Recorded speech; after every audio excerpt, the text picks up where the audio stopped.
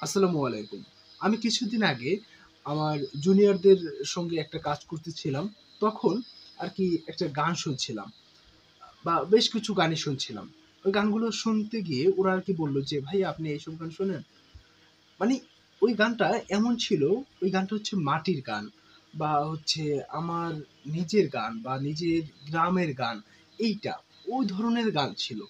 অর্থাৎ এই গানটা একটু ভিন্ন ধর্মী। আপনার ওই গানের কথাগুলো আপনার নিজের জীবন, নিজের গ্রাম, নিজের গ্রামীণ আবহ, নিজের বাংলা, নিজের অর্থাৎ মাটির সাথে মিশে যাওয়া যাকে বলে, ওই গানের ভিতরে তেমনভাবে মাটির সঙ্গে মিশে যাওয়া যায় ওই গানগুলো দিয়ে। আপনি চাইলে আপনিও সেই গানগুলো শুনতে পারেন। আপনি তারেক মাসুদের গান লিখে যদি সার্চ করেন তাহলে I think আপনি পেয়ে যাবেন গানগুলো এবং ওই গানগুলো যখন শুনবেন না, ওই গানের কথাগুলো বিশেষ করে ওই গানের কথাগুলো আপনার কাছে বেশ ইউনিক লাগবে।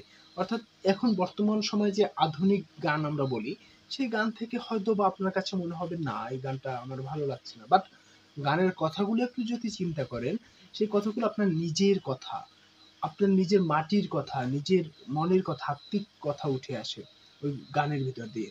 তারেক মাসুদ যে তিনি গান লিখতেন এটা আমি নিজে জানতাম না। তারপর একদিন হচ্ছে তারেক মাসুদেরই একটা সাক্ষাৎকারে আমি জানতে পারি তিনি হচ্ছেন গান লেখেন এবং তখন গানগুলো আমি পাচ্ছিলাম না। তারপর হঠাৎ করে তার একটা গান আমার সামনে আসলো। আমি তার ১ম যে গানটা শুনি সেটা হচ্ছে, "আগে যদি জানতাম ময়না উইরা যাবি দূরে" এরকম মেবি না লাইনটা ছিল। তারপর আরো একটা গান শুনি সেটা হচ্ছে, "কান্না দিয়ে কুশিক্ষায় মন দিয়ে পড় আসল মাদ্রাসায়।" এই গানগুলো যখন শুনি তারপর হচ্ছে আমি নতুনভাবে এই গানগুলো সন্ধান করছিলাম এবং তার বেশ কিছু অর্থাৎ আপনি বলতে পারেন ১৮ বা ১৯ টা এরকম মেবি গান আরকি তার পেয়েছি এবং সেই গানগুলো আমি তখন আরকি শুনছিলাম। বারবার ওই গানগুলো শুনছিলাম। গানের প্রতিটা কথাই আমি নিজের পরিবেশ, নিজের গ্রামীণ যে আবহ বা নিজের গ্রামীণ একটা অস্তিত্ব খুঁজে পাচ্ছিলাম। যেগুলো আমার কাছে বেশ ভালো লাগছিল। আমার কাছে আমার প্রিয় গান যদি আমি বলি, সেক্ষেত্রে আমার প্রিয় গান হিসাবে আমি বলব হচ্ছে আ হুমায়ূন আহমেদের লেখা যে গানগুলো আছে সেগুলো এবং তারেক মাসুদেরও বেশ কিছু গান আমার এখন ভালো লাগছে বেশ। গানের কথাগুলো আমার কাছে ইউনিক লেগেছে। এরপর হচ্ছে রবীন্দ্রসঙ্গীত এবং নজরুল সঙ্গীত এগুলো তো শোনাই হয়।